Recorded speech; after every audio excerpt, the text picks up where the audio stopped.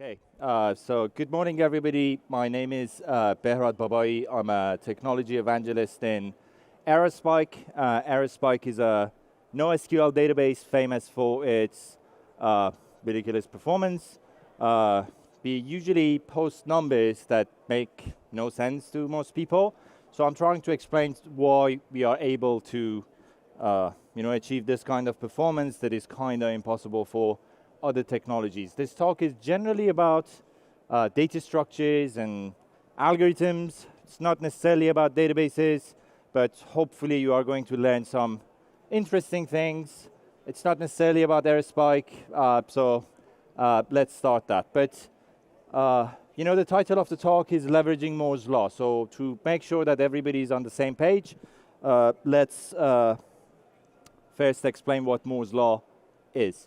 So Gordon Moore, one of the founders of the Intel Corporation back in, I guess, 1965, came up with this prediction that the number of transistors in microchips is going to double every couple of years. And this was true in 70s, 80s, and in the 90s. So it meant that in those eras, if you had a CPU that could do 10 operations per second, and you had a task that required 10 operations, you could basically run that operation on the CPU, and that task would have completed in 1 second, and the throughput of your CPU was 1 operation per second, right?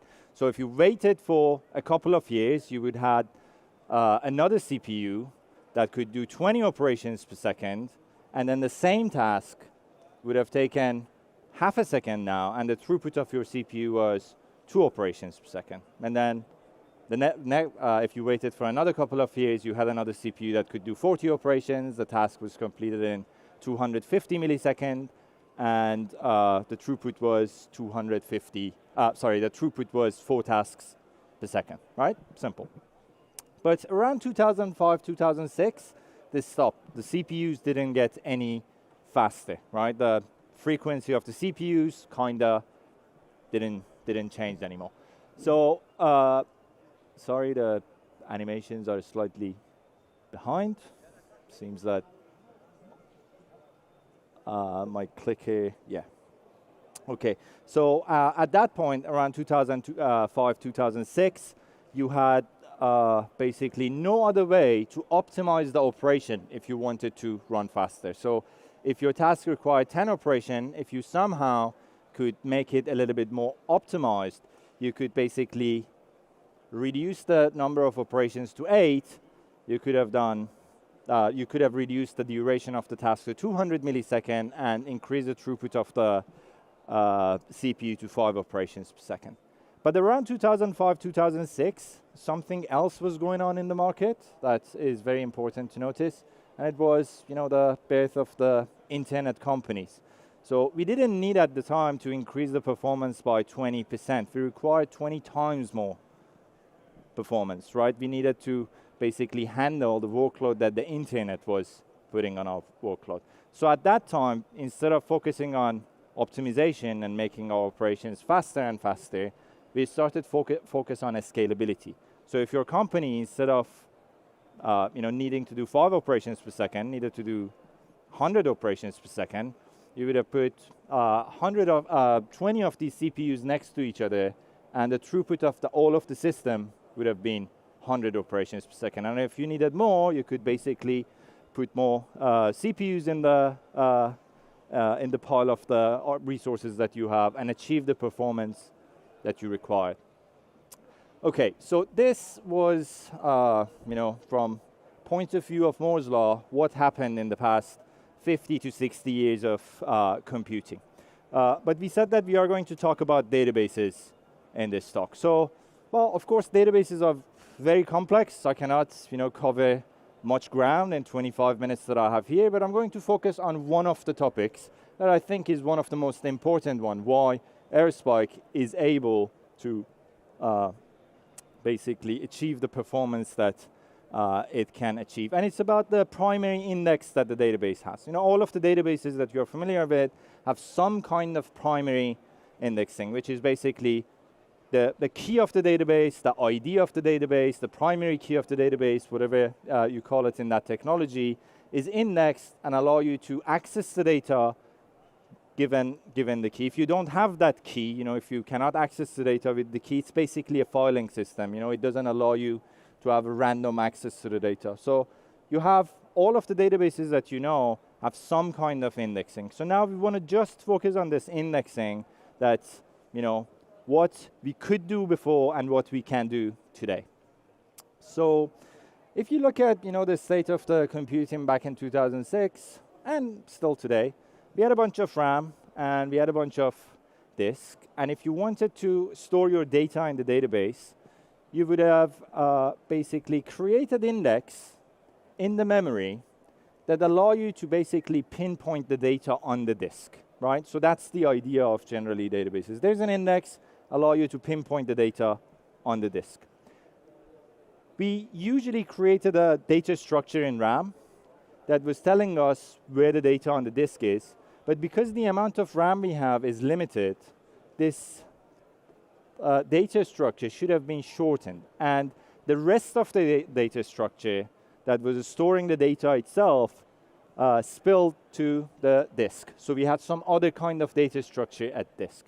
So there are different type of data structures in different databases, but usually the thing that you have in RAM is some kind of a balanced tree. It's a trie, it's a red-black tree, I don't know, it's a, I don't know, any kind of balanced tree that you can have in the RAM.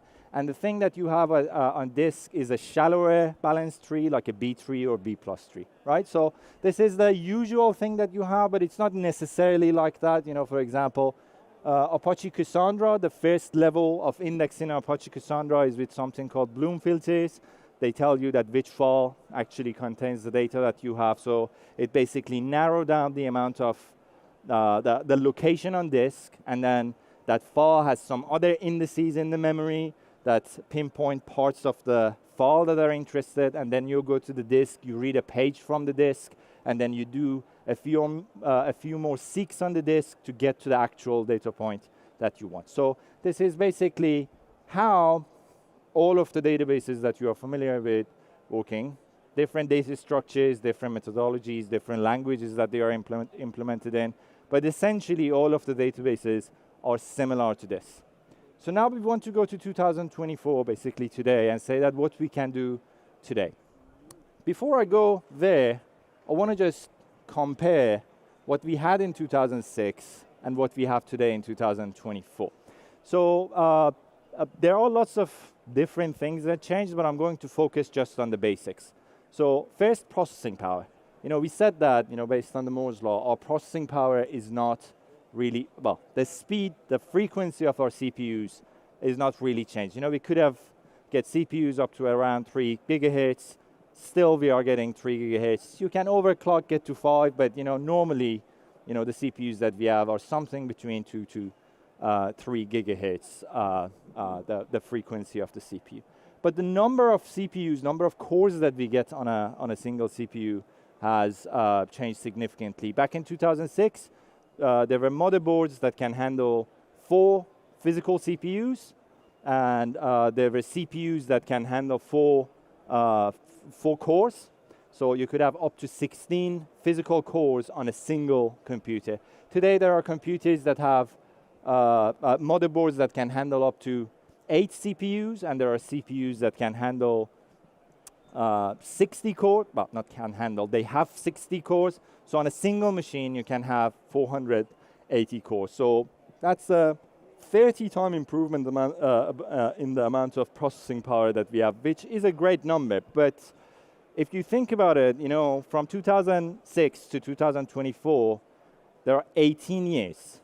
In 18 years, there are 9 2-years, right? If we go with the Moore's law, we should have had 512 times more processing power. We don't have that, right? So you can say that the Moore's law is kind of slowing down. But if you start looking at the computer, larger than the CPU, if you include the memory and the disk as well, the situation wouldn't be that bleak. Let me explain what I mean. So if you look at the storage, what happened in the storage, back in 2006, your top-of-the-range server could have tens of terabytes of RAM. Tens of terabytes of disk, right? Today, a top-of-the-range server can have hundreds of terabytes of disk. So there's a 10 times improvement in the amount of data that a single machine can handle. But the bandwidth is more important. The disks that we had back in 2006 were mostly spinning disks. Although we had SSD is not a new technology, but it wasn't really popular back then to use SSDs. And they were ridiculously expensive, almost as expensive as RAM.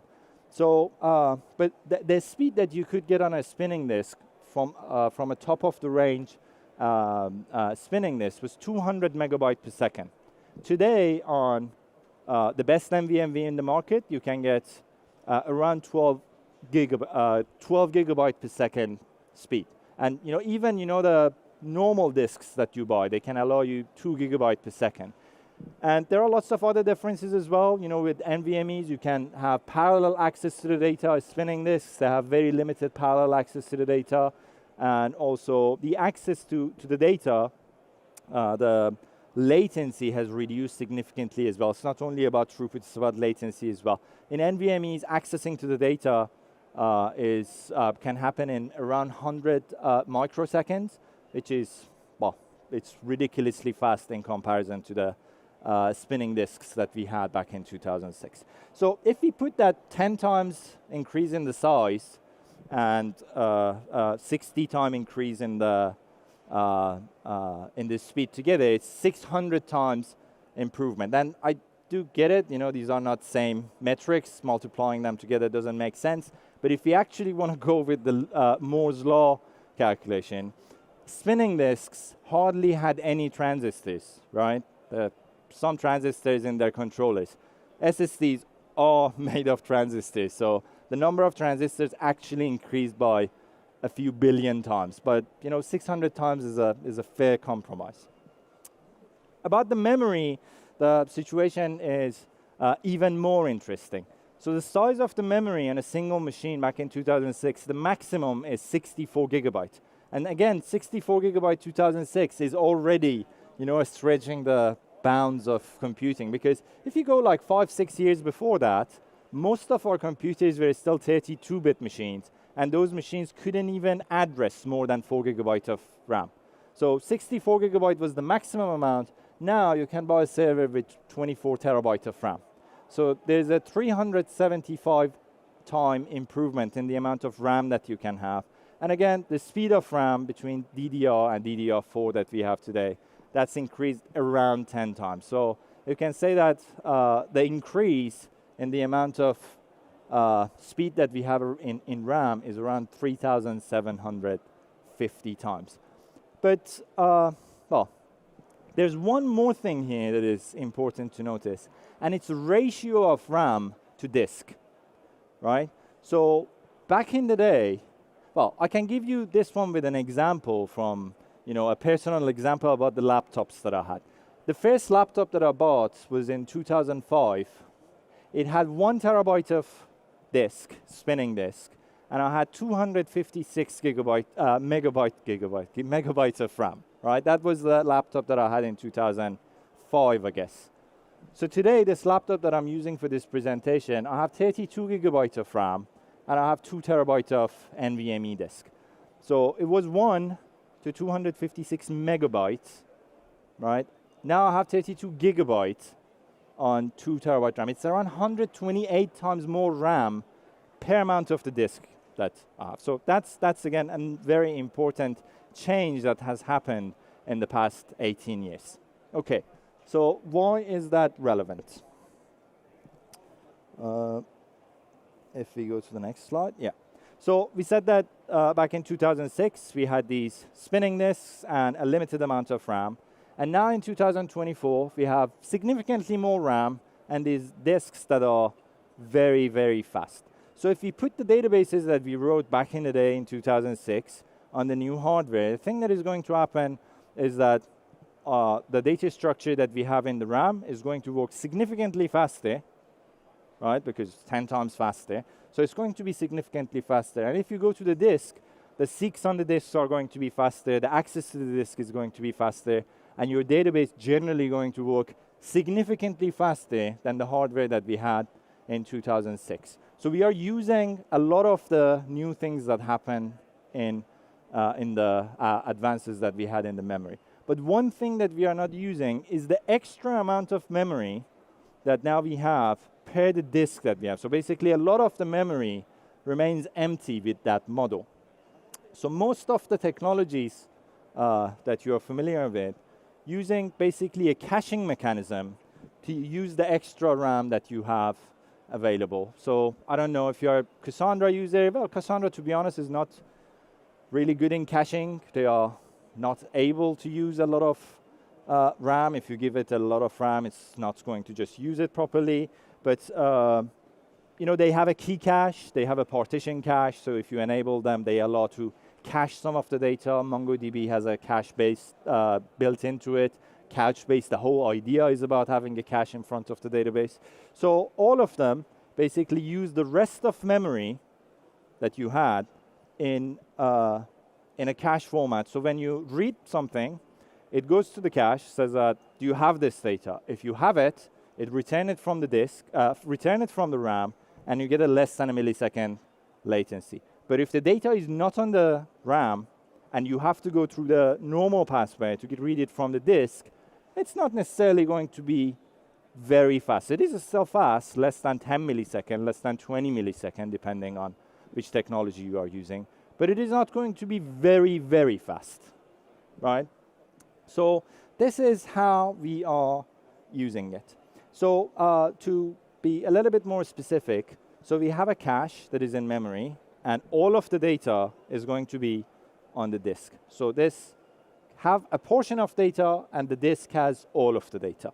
So because we have this scenario, we have a cache hit rate and a cache miss rate, right? So our cache hit rate is basically the number of requests that are going to the database, and we answer them from the RAM. And the miss rate are the ones that are not in the RAM, and you have to go to the disk. So, well, a percentage, whatever the cache hit rate is going to be very fast. The other percentage is not necessarily going to be fast. But I want to argue that this is not really helping your applications. Reason that I'm saying that is that usually whenever you have an application, this application is made of, I don't know, is making lots of different calls to the database. And if it is not, and the length that it takes for the task that you have to complete is the longest running task. And this one is the operation 5 is defining, you know, what is the length of the actual task to finish. If you put a cache in front of the database that you have, it's going to make it something like this. Some of the operations will hit the cache and will be fast. Some of them won't. So the final benefit that you get from from putting a cache in front of the database is limited, and it's very dependent on the cache hit rate. But cache hit rate has something else that is quite interesting, and is that, you know, if you have a cache hit rate of 50%, and you are doing 4 database operations in your service, right? It's like having a coin and throw it and get throw it 4 times and get 4 heads, which is basically half to the power of 4. The possibility of that is only 6.25%. So when you put a cache in front of the database and you use the RAM, and if you not look at the single individual database calls, if you look at your service, the benefit that you get is only on 6.25% of the actual operations that you are running on your whole system. If you increase the cache hit rate to 75%, increasing the RAM, I don't know, your workload is specific, you only read the data for the past 10 days, so they are usually in the cache. If you have something like that, still, right, 4 operations, 31%. Who cares about 31% of the operation? Increasing the cache rate to 90%, still, it's going to be 65%. Increasing it to 99%, 99% cache hit rate, it is still 96% of the tasks are going to benefit from that. 96 is a reasonable number, but usually when you are looking at performance of your application, your SLAs, we are talking about 99 percentile. So even 99% in the cache hit rate is not a good number. You have to look at 99.9 percentile. And to be honest, the database companies have no shame to tell you that this is what you need to do. If you use any other database, you possibly heard that, oh, your working set has to fit in the RAM. That's it, yeah. You have to have all of the data in the RAM, otherwise it's not going to be beneficial. So the way that we are using RAM, the extra RAM that we have in the modern computers, is not necessarily benefiting us the way that we want. So let's see what else we can do. So if you remember in 2006, the reason that we couldn't, that we started putting some data structure on the disk was that we didn't have enough RAM. We had to cut the tree from some point, so we don't go over the amount of RAM that was available to our software. But as we discussed, the ratio of RAM to disk that we have is significantly changed. Now, very easily, you can basically create a tree that has every single record that you have in your database in RAM. So it's going to make your tree much larger, but, well, we have much more RAM. And then, you know, the growth of the tree, the growth of depth of the tree is logarithmic. So every time that you double the amount of the objects in RAM, it's just adding one layer. Increase the depth by 1, right? So it's not that important. So you can easily fit all of your index in the RAM. And if you do that, then you don't need any data structures on the disk. So now, when you read the data, you just need to access the memory, right, to get the exact location on disk. This is only on memory. This is going to take a few microseconds, right? And then when you go to the disk, you go to the exact position that the data on the disk is located. You don't need to do any further searches. And you know, as we said, the disks are very good in parallel access, and they are very, very good in random access as well. So you very surgically, you can go there, and access time, the latency to an NVMe to read 4 kilobytes is around 100 microseconds. So you can complete the task in a few hundred microseconds, in less than a millisecond, right? And it's for all of the requests. So if you remember, we said that the other models have a cache hit rate and a cache miss rate. But when you are using something like Aerospike that is using memory in a different way, it doesn't cache the data, there's no cache hit rate and cache miss rate. You always go to the index. The index is, well, the tree is a balanced tree. You always spend the same amount of time to search your index, and then it's the same amount of time to read from the disk. So you get uniform response time from every request that you are sending to the database. It's not a cache hit or a cache miss, that if it's a hit, it's going to be less than 1 millisecond. If it is not, it's going to be 10 milliseconds.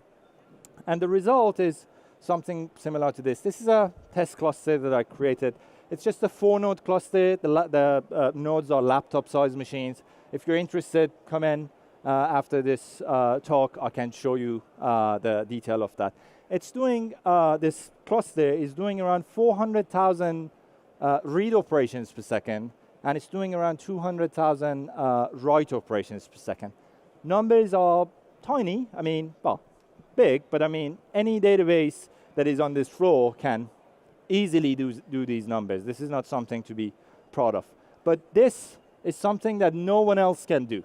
P99, just look at it. It's just 1 millisecond. P99, P99.9 is 1 millisecond. And if you know how to read this chart, you can see that your reads, all of the reads, I mean, it's not P100, right, is less than 2 milliseconds. And for writes, P100 is less than 4 milliseconds, right? This is something that no other database can do. And this workload is random, right? This is just reading from everywhere in the database. And that's the predictability that I said. You always go to the index, find the data, the length of the depth of the trees is always the same. It takes the same amount of time to get to the location on disk. Reading from the disk is always the same. You read the data, and you get great performance. And this was the talk. Hopefully, it was interesting and insightful. I recommend you to go to our website. We have a community version of the database that you can give it a try, and it would be very cool. And then lastly, before all of you leave, I would like to take a picture with all of you. Well, those of you who thought that this presentation was interesting. So if you can come around so we can take a picture, that would be great. Thank you very much.